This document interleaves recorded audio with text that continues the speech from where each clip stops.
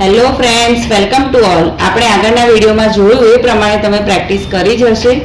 તો હવે આપણે આઈબ્રો વધુ સારી રીતે શીખવા માટે એક વેલ્વેટનું કાપડ લઈશું.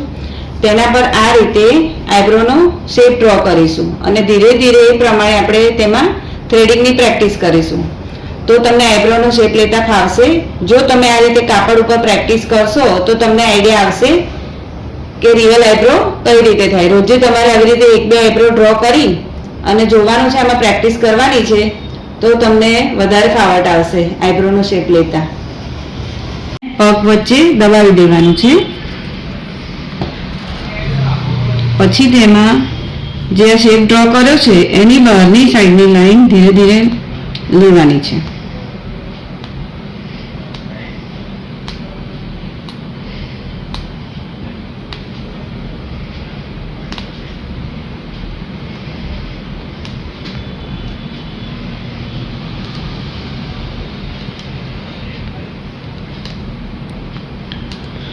જેમ જેમ તમારો હાથ નીચે જાય તેમ તમારે બોડીને બી ટર્ન કરવાનું છે.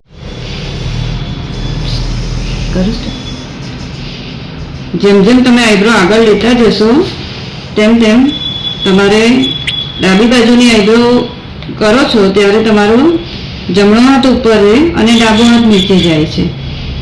આ રીતે ડાબા હાથને નીચે રાખવાનો છે. તો શેપ એકદમ શાર્પ લેતા ફાવશે, ડીપમાં લેતા ફાવશે.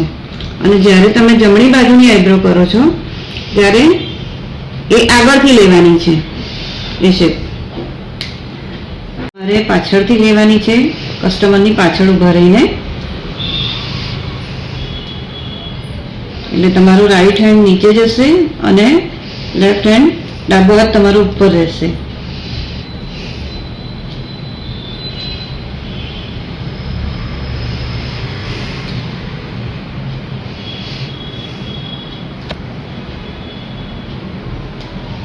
બાજુની આખી આઈબ્રો થઈ ગઈ છે. હવે આપણે જમણી બાજુની લઈશું.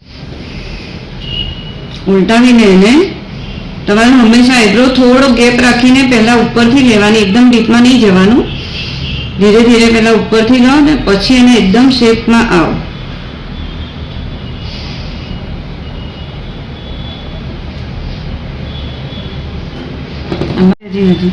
હજી જેમ જેમ તમે શેપ તમારો નીચે જતો જશે આગળ, એમ તમારો આ હાથ ઉપર રહેશે રાઈટ હેન્ડ અને લેફ્ટ હેન્ડ નીચે જતો જશે.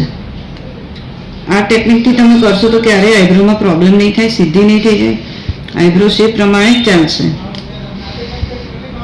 જો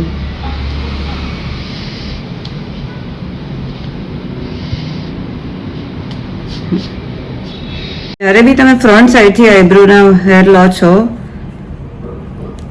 ત્યારે તમારો હાથ હંમેશા ક્રોસમાં જ હોવો જોઈએ. સીધો હાથ હશે તો ફ્રન્ટ સાઈડની આઈબ્રો સીધી થઈ જશે. પછી એ પ્રમાણે તમારી બધી જ આઈબ્રો જશે.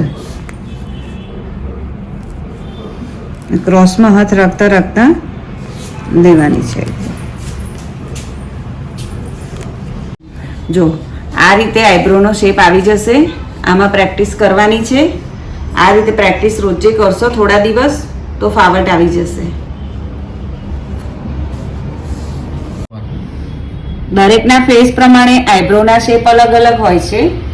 તો તમારે એ પ્રમાણે શેપ આપવાનો છે. કોઈનો સીધો હોય, કોઈનો એંગલ શેપ હોય છે, કોઈનો રાઉન્ડ હોય છે.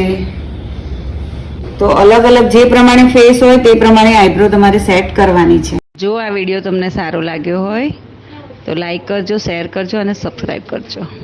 Thank you friends.